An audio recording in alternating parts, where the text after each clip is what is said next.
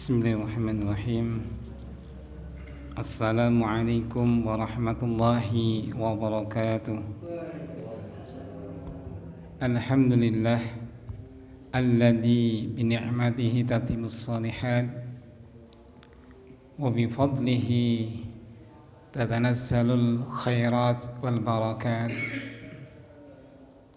Asyhadu an la ilaha illallah wahdahu la syarika lah. Asyhadu anna Muhammadan abduhu wa rasuluh la nabiyya wa la rasula ba'dah. Wassalatu wassalamu ala asrafil anbiya'i wal mursalin imamil muttaqin nabiyina Muhammadin sallallahu alaihi wasallam wa ala alihi wa ashabihi ajmain. Ayyuhal hadirun wal hadirat rahimakumullah azana fid din rahimani wa rahimakum ghafara lana wa ghafara lakum.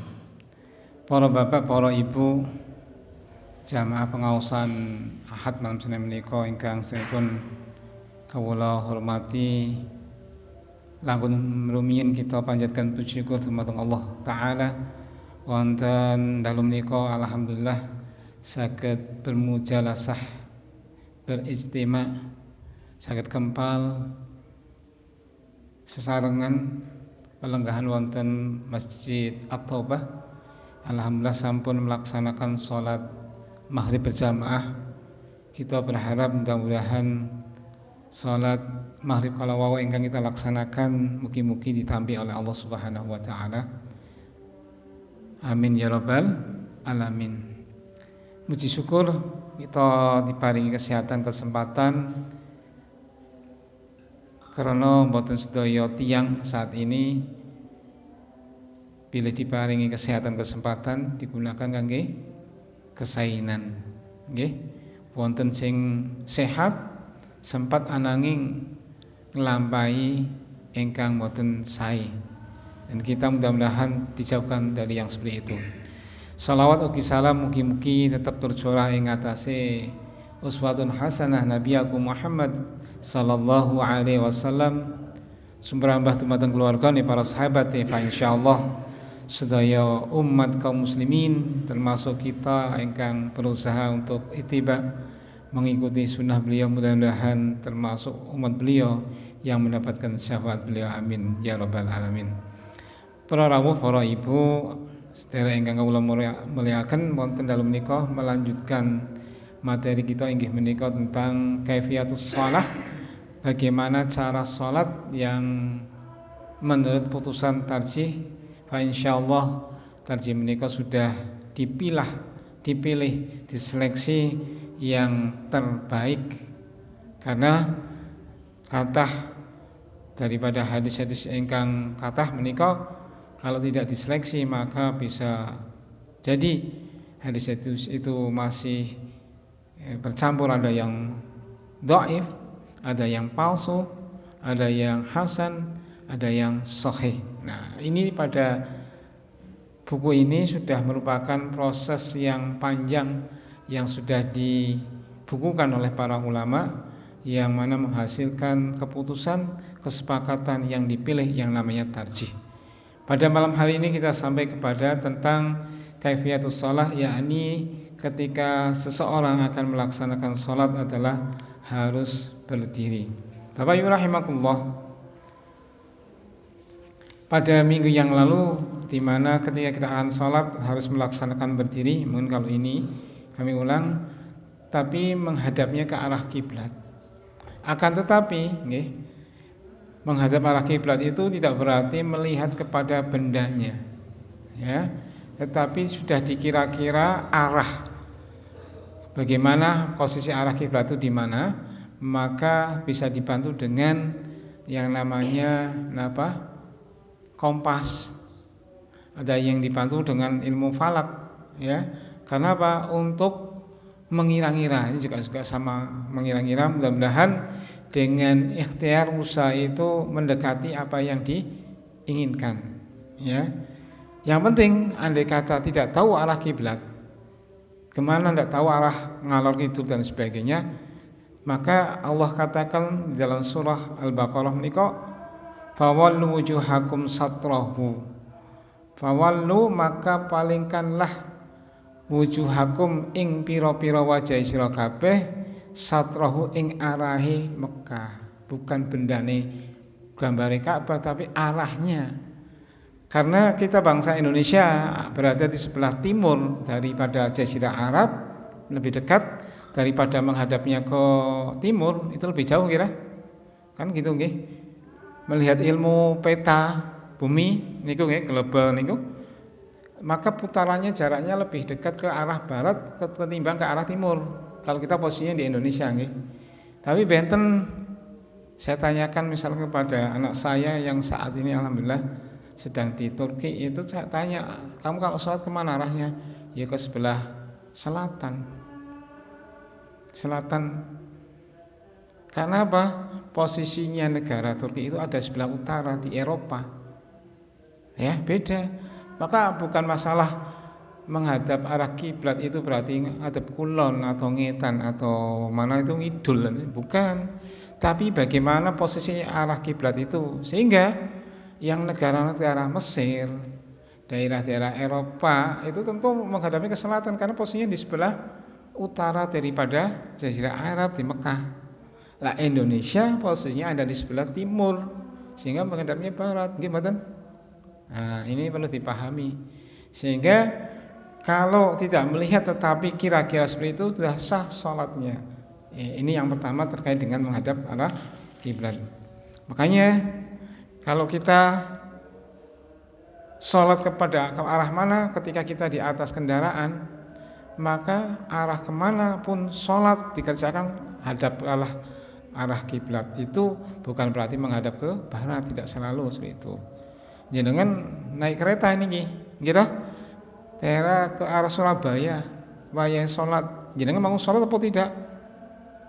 Ya harus sholat. Lah menghadap ke timur, iya tidak apa-apa. Nah posisinya gitu, ya karena yang namanya darurat sama seperti orang sakit di rumah sakit, ya tidak bisa bangun, tidur saja sulit, maka tidak perlu dibolak-balik diarahkan arah kiblat, sudah cukup, ya menghadap kemana, ke arah dia itu yakini, walaupun sudah tahu itu arah timur, tidak apa-apa sah, karena Allah Ta'ala itu Maha Rahman, Maha kasih sayang. Ya, jadi sesuatu yang sulit di situlah justru ada kemudahan. Sesuatu yang sulit di situ ada kemudahan. Itulah syariat Islam itu seperti itu, tidak kaku, lentur. Ya, seperti itu. Jadi tidak usah, ya, kecuali dalam posisinya itu posisi yang sehat walafiat, kondisionalnya yang memungkinkan, gitu, okay? Maka juga termasuk kalau tidak bisa berdiri, dilaksanakan dengan duduk.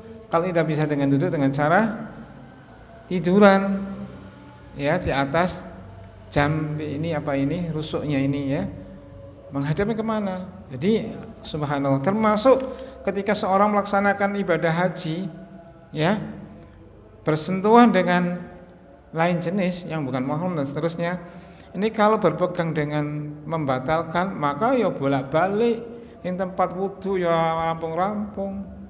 Tapi di situ justru diluaskan, ya tidak apa-apa, sah hajinya, posisinya walaupun tempelan seperti itu, luar biasa. Ya, ini kajian di ilmu tarjih semacam itu. Jadi sesuatu yang syariat pun ketika dalam keadaan darurat maka diperbolehkan. Ada kaidahnya, apabila sesuatu itu berhimpitan sulit maka disitulah muncul kemudahan. Ya, gitu. Bapak Ibu rahimakumullah, pada malam hari ini melanjutkan dengan yakni sampai kepada masalah mengarahkan pandangan ke arah sujud, ya, ketika sholat. Karena Allah Subhanahu wa taala berfirman di dalam surah Al-Baqarah ayat yang ke-238, a'udzubillahi minasyaitonir rajim, hafidhu 'alas salawati was salatil wusta wa qumu lillahi qanitin. Hafidhu, jagalah, 'alas salawati ing pira-pira salat, bukan hanya satu. Wa sholatil wusta lan salat tengah-tengah. Salat tengah niku ada imami salat asar. Ya, asar karena antara salat apa ini? Antara siang menjelang petang itu tengah-tengahnya asar, ya. Wa qumu lillah lan berdirilah lillahi karena Allah taala qanitin halnya itu khusyuk beribadah kepada Allah Subhanahu wa taala. Inilah yang namanya ketika salat dalam keadaan khusyuk. Tapi bagaimana pandangannya? Ke arah mana? Maka ada lebih rinci hadis Rasulullah sallallahu alaihi wasallam bersabda, an Abi Hurairah radhiyallahu taala anna Rasul sallallahu alaihi wasallam kana idza shalla rafa'a basarahu ila sama' fa nazzalat alladziina hum fi salatihim khashi'un fa taqta'a ra'sahu rawahul Hakim. Saing sahabat Abi Hurairah radhiyallahu anhu anna Rasul sallallahu alaihi wasallam temen setuhne Rasul sallallahu alaihi wasallam iku kana ana sapa Kanjeng Nabi ida sholari kalane salat rafa'a basarahu ngangkat pandangane ila samai ke arah langit wanazal maka turunlah ayat alladzina hum fi salatihim khashi'un. Ini turun ayat yakni dalam surah Al-Mu'minun ayat yang kedua. Jadi ketika Nabi sallallahu alaihi wasallam ini salat waktu awalnya itu menghadapnya ke langit, melihat. Kayak gini kan salat ya. Lalu Allah turunkan ayat ini yakni surah Al-Mu'minun ayat yang kedua, alladzina hum fi salatihim khashi'un, yakni orang-orang yang mereka itu dalam salatnya khashi'un khusyuk. Lalu fatuqta'a ra'sahu nuli Kanjeng Nabi sallallahu alaihi wasallam apa? Ya, menundukkan mengisorkan pandangan ke bawah ya, kepala beliau. Jadi fatuqta'a ra'sahu berarti beliau menundukkan kepalanya. Tidak jelangasan ke sana atau ke sini, tidak. Ini diriwayatkan oleh Imam Hakim dari sahabat Abu Hurairah radhiyallahu anhu. Juga dibenarkan di dalam hadis yang lain dari Jabir bin Samurah. Qala Rasul sallallahu alaihi wasallam la yantahiyanna aqwamun yarfa'una absarahum ila sama'i fis shalah aw la tarji' ilaihim. Rawahu Muslim. Dari sahabat Jabir bin Samurah dia berkata Rasulullah bersabda la yantahiyanna sungguh teman-teman hendaknya mengakhiri sapa aqwamun pira-pira kaum yarfauna kang padha ngangkat sapa kaum absarum ing pandangan mereka ila samai maring langit bis shalah ing dalam salat aula tarji utawa sira ora bali ilahim kepada mereka. Rawah Muslim. Ini memberikan satu pelajaran. Jadi kalau kaum itu orang mengakhiri perbuatan ketika salat ndelok mendhuwur, kowe aja bali mono nggo apa ngeweng dikandani kok. Rasane ki aja bali mono. Dikandani wis ini jenenge ndelok ketika salat ndelok dhuwur itu sesuatu yang jelek. Nah, karena apa? Dalam rangka untuk kekhusyuan ketika melaksanakan ibadah salat sehingga kata la tarji ilaihim ojo bali kepada mereka. Artinya dikandani angel. Nah, ini ya ini berarti celaan. Juga di dalam riwayat yang lain dari Anas bin Malik, anna Rasul sallallahu alaihi wasallam teman sunnah Rasulullah sallallahu alaihi wasallam qala ma balul aqwami yarfa'una absarahum ila samai fi salatihim fastada qauluhu fi dzalik hatta qala yantahunna an dzalik aw la tafanna absaruhum rahu jamaah illa Muslim wa Tirmidzi. Dari sahabat Anas bin Malik radhiyallahu anhu adalah Rasul sallallahu alaihi wasallam qala ngendika ma balul aqwam orang lingsir-lingsir alias orang terus menerus ya suatu kejelekan suatu kaum yang mana yarfa'u absaruhum mengangkat pandangannya ke langit fi salatihim di dalam salat mereka fastada maka sungguh kalau ucapan beliau fidzalika tegas hatta qala la yantahunna sampai betul-betul mereka mengakhiri pandangannya ke langit andalika dari masalah itu aulatah tafanna absarum atau akan dibahasanya akan dicabut atau akan dicukil pandangannya ya. Ini suatu perbuatan yang bukan tempatnya ketika seorang itu ataupun jamaah sholat dengan melihat ke atas Nah, inilah beberapa keterangan dalil yang menunjukkan bahwasanya ketika sholat itu ngadepnya ke arah sujud, ya, ke arah sujud. Makaten beberapa keterangan daripada hadis Rasul Sallallahu Alaihi Wasallam. Bapak Ibu rahimakumullah. Selanjutnya di dalam seseorang yang akan melakukan sholat juga harus harus melaksanakan takbiratul ihram. Takbiratul ihram adalah sebagai awal perbuatan ketika akan sholat. Takbiratul ihram itu bagian daripada sholat yang pertama. Sebelumnya menghadap arah kiblat itu artinya qablah, sebelum sholat, ya kan? Sebelumnya lagi syaratnya sholat apa? Harus bersih atau berwudu. Nah, kan gitu. Nah, ini ya di dalam melakukan takbiratul ihram, yakni ucapan apa? Allahu Akbar, itu namanya adalah pembuka dalam sholat. Jika dikatakan yang namanya takbiratul ihram itu adalah apa? Awal perbuatan, ya, haramnya di dalam sholat itu ketika takbir dan halalnya itu ketika salam. Bapak Ibu rahimahullah, kalau seorang sudah melaksanakan takbiratul ihram, ucapan Allahu Akbar, maka yang lain tidak boleh mengerjakan ucapan gerakan kecuali ucapan dan gerakan dalam salat kalau sudah takbiratul ihram. Makanya disebut at-takbir itu adalah at-tahrim.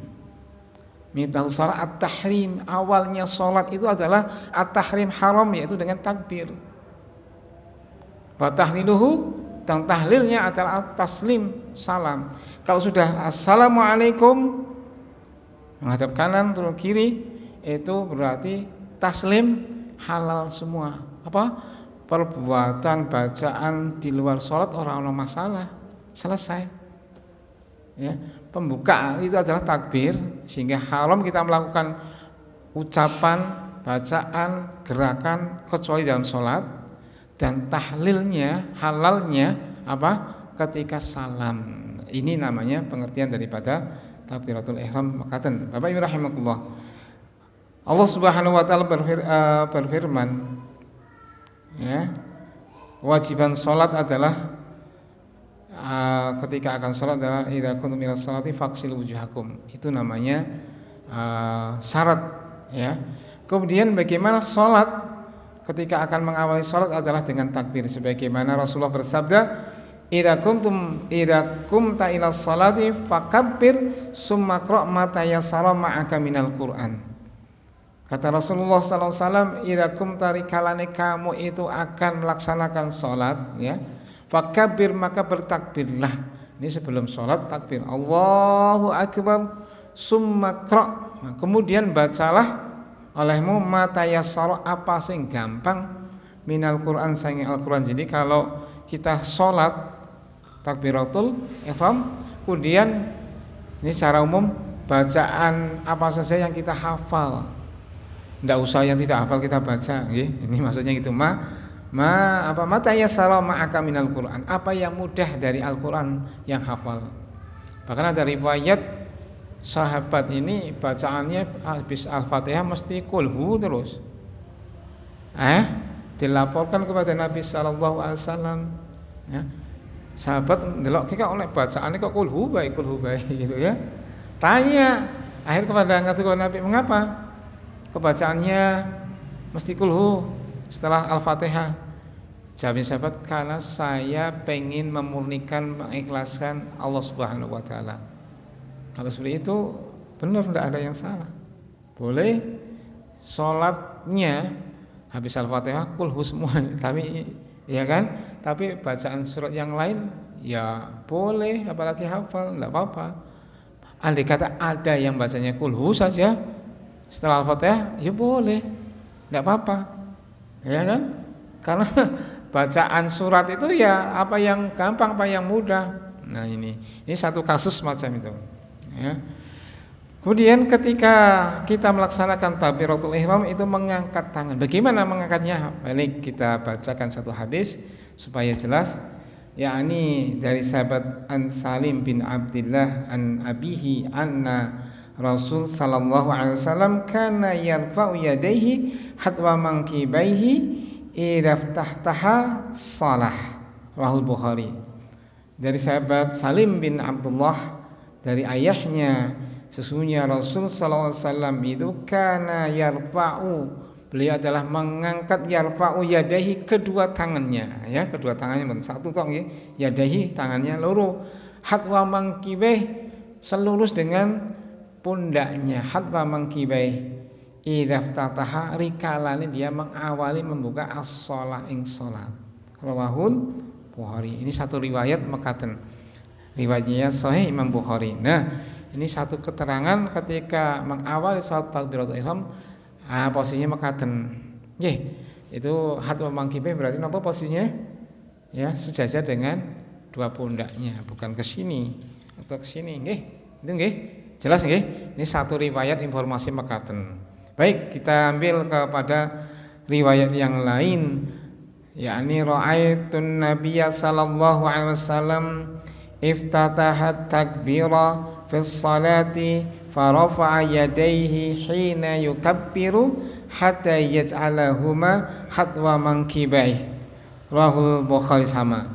Kata sahabat Ibnu Umar radhiyallahu anhu, ra'aitun nabiyya sallallahu alaihi wasallam, aku melihat Nabi sallallahu alaihi wasallam iftatahal takbir, mengawali takbir fi shalah, dalam salat, rafa'a yadayhi, mengangkat kedua tangannya, hina yukabbir, ketika takbir, hatta yaj'alahuma, sehingga menjadikan keduanya tangannya ini hatwa mangkibeh, lurus dengan apa ini?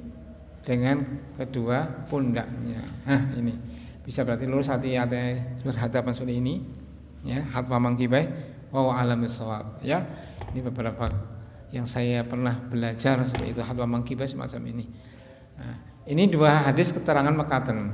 Kemudian hadis yang lain agak sedikit berbeda. Dari sahabat Umar, sama Ibnu Umar radhiyallahu anhu, kana Rasul sallallahu alaihi wasallam, ana sapa Kanjeng Nabi sallallahu alaihi wasallam iku idza qama rikalane, qama ngadeg sapa Kanjeng Nabi lis salati, untuk salat, rafa'a yadaihi, mengangkat kedua tangannya hatta takuna, sehingga karone kedua tangan ini hatwa mangkibai, sama, ya, menghadap ini dekatnya dengan apa ini, kedua pundaknya. Summa kabara, kemudian takbir. Jadi menurut saya ini memberikan isyarat seakan-akan yang penting diposisikan seperti ini dulu, baru itu takbir Allahu Akbar. Ini satu riwayat yang ketiga ini. Jadi ketika sudah posisinya seperti ini baru takbir Allahu Akbar. Ya, demikian nggih. Summa kabara kalimatnya, kemudian takbir. Jadi ketika mau sholat itu boleh, ya, tangannya itu posisi di sini dulu, baru suaranya takbir Allahu Akbar. Boleh. Bukan salah, karena dari sini disepakatan. Summa kabara.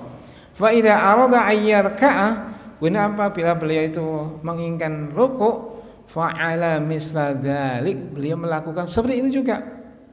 Wa idza rafa'a, dan apabila dia mengangkat minar rukuk, dari rukuk, ya, dari rukuk, fa'ala misla dzalik, beliau melakukan seperti itu juga.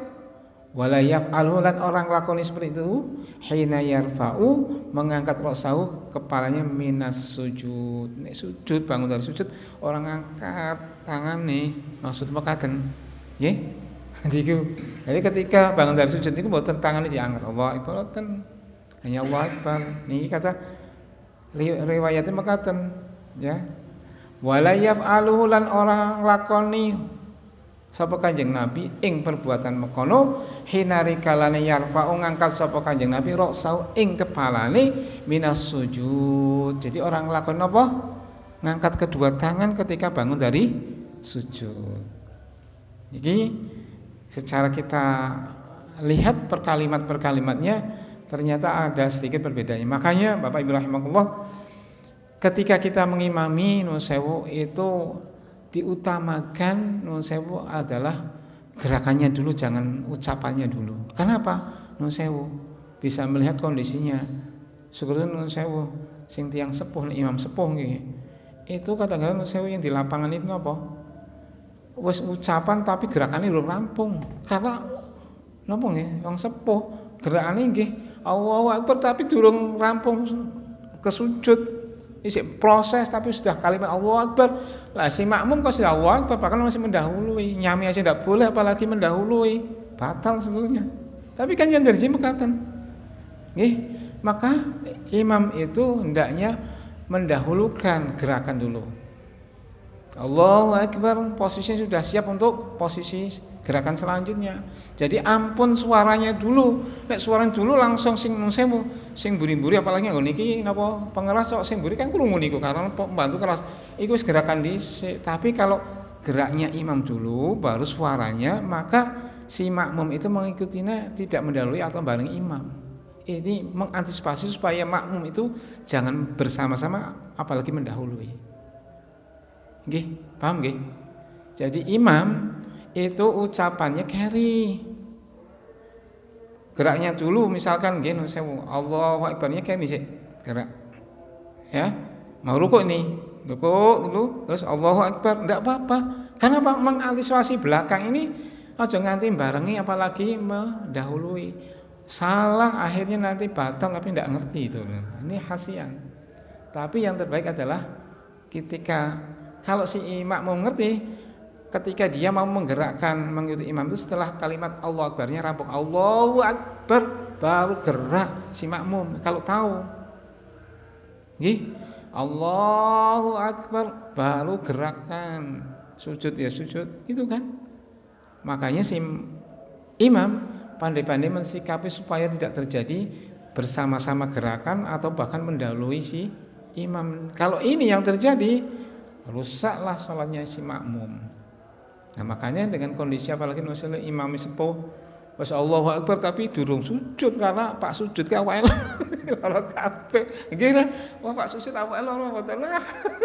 Saya akhirnya kathah niku teng kampung mekaten ya Pak diganti imame urung. Nggih mboten kathah nggih. Lah ini apalagi waktu sholat nanti sholat tarawih. Ya, hati-hati ya Bapak rahimakumullah ya. Kalau sebagai makmum kita sabar sampai ucapan Allahu Akbar bunyi barnya ya, misalkan tak gawe gampang barnya itu wis rampung baru kita makmum gerak. Aja nganti Allah itu sudah kemelu gerak. Ini bahaya. Nggih nggih. Makaten ini sedikit tambahan. Baik dari riwayat yang lain dari Malik bin Hurais anna Rasul sallallahu alaihi wasallam kana idza kabbara rafa'a yadayhi hatta yuhadhi bihima uzunayhi wa idza raka'a rafa'a yadayhi hatta yuhadhiya bihima uzunayhi wa idza rafa'a ra'sahu min ar-ruku' faqala sami Allahu liman hamidah fa'ala misla dzalik rawahu Muslim. Dari sahabat Malik bin Hurais, sesungguhnya Rasul sallallahu alaihi wasallam kana idza kabbara, ketika dia bertakbir rafa'a yadayhi, ketika bertakbir Allahu Akbar itu mengangkat kedua tangannya hatta yuhaldiya bihi ma'udhunailah. Ini ada kalimat sampai mendekat dengan kedua telinganya. Jadi satu ayat tadi dengan kedua halwa mangkibah ini yakni sejajar dengan apa niki halwa mangkibah ini ya pundaknya. Kemudian yang kedua ini kalimatnya agak berbeda. Ini dengan dekat dengan apa ini? Telinganya. Nah ini. Bahkan jarinya itu dekat dengan seperti ini. Nah ini. Ya, seperti itu. Ini beberapa riwayat mengatakan ya. Summa kabbara, kemudian beliau takbir. Fa idza arada ayyar ka'ah, dan apabila itu akan rukuk fa'ala misla dzalik, beliau melakukan seperti itu. Wa idza rafa'a min ruku'. Nah ini maaf ya sama apabila dia bangun dari rukuk maka melakukan seperti itu dan tidak mengerjakan ketika dia bangun dari sujud. Di riwayat lebih lanjut ini dikatakan wa idza raka'a rafa'a yadayhi hatta yuhadhiya bihi ma'udhunayhi wa idza rafa'a ra'sahu min ar-ruku'. Sama alias ini ketika takbirnya dengan cara model yang kedua ini dekat dengan apa ini? Telinganya. Tadi ini dengan halwa mangkibah berarti pundaknya ya. Faqala sami Allahu liman hamidah, kemudian Nabi mengatakan sami Allahu liman hamidah, maka napa fa'ala misla dzalik, sama mengangkatnya seperti itu. Jadi ada dua riwayat ini yang ditampilkan oleh majelis tarjih. Berarti panjenengan ketika sholat takbir niku boleh posisinya seperti ini ya, atau seperti ini boleh, karena dasarnya ada riwayat semua. Berarti namanya bisa seperti ini, bisa seperti itu, boleh semuanya dipakai. Jadi namanya ilmu. Orang kaku ngene semua terus ora gitu. Kadang ya gitu itu boleh. Nah, inilah dengan adanya ilmunya itu ternyata boleh. Karena ada dalilnya dan sahih, mengapa tidak? Berarti Kanjeng Nabi itu ya seperti itu, orang yang sholatnya apa meneh? Allah. Nggih. Ini dengan dua dalil ini yang ada 5 dalil, tapi 2 gerakan ini sudah mencukupi kita mengamalkan. Wis, gampang wis. Alhamdulillah para ulama hasilnya itu sudah memilah-milah. Ini sudah ditarjih, sudah diseleksi dengan kemampuan para alim, para ulama ya, seperti itu. Baik, kita lanjutkan lagi. Nggih. Nggih. Itu misalkan dari sujud ya. Bacaan Bapak panjang itu gimana? Apa betul? Apa salah? Betul, makanya itu tadi Bapak. Ya. Jadi ketika kita jadi imam itu lebih baik gerakannya dulu. Saya gitu, contohnya gampang ya. Ini misalnya kita bangun sujud ya. Ini lebih baik bangun diri sendiri. Mengapa? Enggak dari bawah umum. Tidak harus, karena itu relatif, tidak harus seperti itu. Karena apa? Dikhawatirkan para jamaah itu mengangkat kepala sebelum kita ini rampung kalimat baru. Allahu Akbar niku. Itu juga diperlakukan kepada gerakan yang lain. Ya, ketika kita akan rukuk sama kan? Ya, setelah kita Allahu Akbar gitu. Ini menurut saya lebih baik seorang imam itu ketika akan rukuk Allahu Akbar ini nanti dulu, gerakan dulu. Allahu Akbar gitu, ya. Jadi gerakannya dulu diutamakan. Allahu Akbar. Bunyi Pak ya. Ya. Nah, bunyi karena ini mami. Mengapa demikian? Kan di belakang itu kadang-kadang kita si Allahu Akbar, sami Allah sudah gerakan di gerak. Kalau tahu makmum itu kalau belum tahu Allahu Akbar, barnya kalimat bar muncul di akhir kalimat itu tidak boleh gerak dulu. Si makmum tidak boleh gerak kalau tahu. Tapi kita kalau posisi jadi imam khawatir nanti, karena kan macam-macam deh. Si makmum itu kan macam-macam kan. Nah, itu yang dikhawatirkan, jangan sampai si makmum mendahului imam atau bareng, tidak boleh. Makanya kita mengambil posisi untuk gerakan sebagai imam adalah geraknya dulu baru ucapan. Sah ya, memang boleh sah, tidak ada masalah. Mungkin nggih. Bisa loh. Terus kalau kita posisi jadi makmum, kalau isi imam belum mengucapkan rampung takbir Allahu Akbar, kalimat bar muncul, jangan bergerak. Selesai. Kecuali kalau sudah Allahu Akbar, masih gerak baru gerak. Nggih, ini posisi makmum atau imam harus kita ngerti sama-sama. Ya. Karena ini bahaya. Nah, ini mekatan ya. Nggih. Pripun?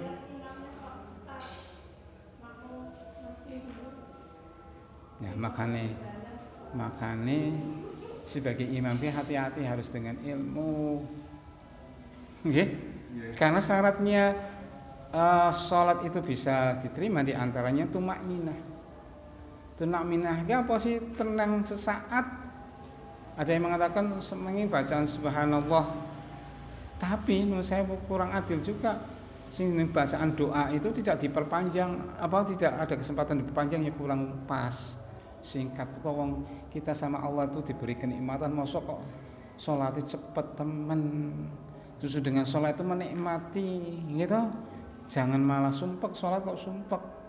Sholat itu dinikmati. Itulah tingkat-tingkatnya para orang-orang salihin dan salih, ya.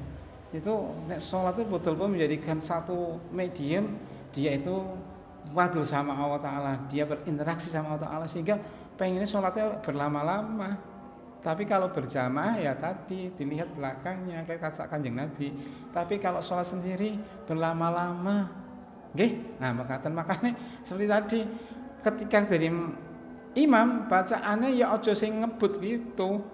Dikhawatirkan makmum itu gerakannya mengikuti kita akhirnya bersama aja tidak boleh apalagi mendahului. Tapi orang merasa batal lah ya tetap biasa salam itu salam. Gitu kan? Nah itu yang dikhawatirkan Bapak Ibu rahimakumullah. Ini pentingnya kita itu mengkaji tentang bagaimana di dalam tarji ini wabil khusus masalah gerakan dalam sholat ini penting dan ini jarang yang diperhatikan. Apalagi tadi imamnya sepuh rukuke kesuwen tapi terus kadang ngomong ucapannya rampung wow tapi durung tekan sujud karena asam urat. Gitu. Asam urat. Ini bahaya. Makanya alhamdulillah sing di belakang dia punya ilmu sampai hatta isi imam itu sampai rampung mau menuju kepada sujud baru dia gerak. Kadang-kadang nu sewu. Nih, bang kasar. Sing sepuh imame Allahu Akbar. Tapi iki prosesnya belum rampung ya Allah baru rampung kalimatnya. Tapi si ono ngene barang iki. Lagi coba sing duwe ra ngerti terus gerakan podo apalagi meninggal. Ini rusak salat imammu. Nah tapi imamnya diganti kok. Hati-hati ya Pak Yur rahimahullah ya. Nyambung lagi Pak. Jadi baik mana imam baca Allahu Akbar panjang, Allahu Akbar atau cukup Allahu Akbar. Iya. Di semua gerakan. Ya, karena ada memang yang di semua gerakan itu Allahnya panjang, Allahu Akbarnya panjang. Kalimat Allahnya panjang tapi akbarnya kan pendek, Pak. Allahu Akbar. Iya, pada saat mau rukuk juga Allah. Iya, akbarnya kan pendek sebelumnya itu. Ya, karena apa? Di sini kan tidak ada bacaan mat ini. Ya. Tapi kalimat Allah jangan Allah gitu. Oh, tapi A. Awas nih. Iya, bukan Allah, bukan kayak Allah. Tapi A. Nggih. Allah, bukan Allah, oke O. Karena sih, jadi kalimatnya benar A. Ya kan alif lam ya. Allah, bukan Allah, kan Allah. Kesane podo. Ya, kayak membaca salat juga sallallahu. Sallallahu kok sallallahu gitu kan. Nggih. Sallallahu alaihi wasallam bukan sallallahu alaihi wasallam solo. Nggih mboten ra krasa nggih. Ora krasa. Kok ngucapkan sallallahu tapi sallallahu shalla. Nggih kan lam shalla. Jadi ditambahkan sallallahu bukan sallallahu. Ya, mboten krasa sama ketika kita mengucapkan Allah ampun Allah. Ya, maka ini saya ngerasa sadar lebih parah lagi tadi gerakan makmum sama imam hati-hati. Si makmum itu kadang-kadang membarengi atau bahkan lebih parah lagi mendahului. Kalau mendahului sholatnya jadi kan batal. Tapi ya sudah orang perhatian makaten. Nah, ini sama-sama koreksi sama-sama kita melaksanakan pilihan mendekati kebaikan. Bukan kita lebih pintar lebih baik, tapi berusaha. Nggih, makaten ingkang saged pas ini saatipun nganu nggih ngaten nggih. Nggih. Makaten sekap makaten mudah-mudahan bermanfaat Pak insyaallah nanti berarti malam Senin yang akan datang berarti sudah itu nggih lani dari putusan tarjih itu sudah memutuskan hari Senin tanggal 11 nggih. 11 Maret sudah hari pertama berarti hari Ahad maksudnya sudah melaksanakan tarawih.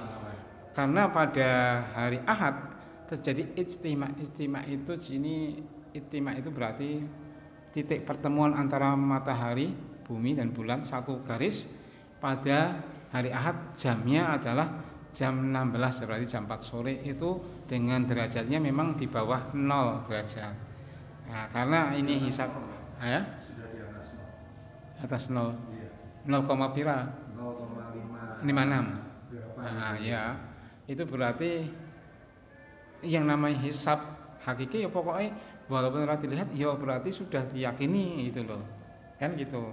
Tapi nanti hari rayanya sudah di atas 6 derajat pada hari Senin ya. Senin itu ijtima'nya sudah 6 derajat. yang berarti sudah akhirnya botone bareng, puasane beda itu nggih, seperti itu. Makaten nggih, ini informasi makaten ingkang kami sampaikan. Kok mengapa hisab? Nah itu tadi kajian juga sedikit sama Ibnu Sholeh. Muhammadiyah itu menurut saya tidak kontekstual, tetapi tidak tekstual, tapi ada kontekstual, ya. Tidak harus tek letterlek dari nas-nas yang ada, betul nas Al-Qur'an nas hadis, tapi tidaknya itu tapi dipandangi dengan pemahaman kontekstual. Kontekstual contohnya sudah diaplikasikan, nggih toh?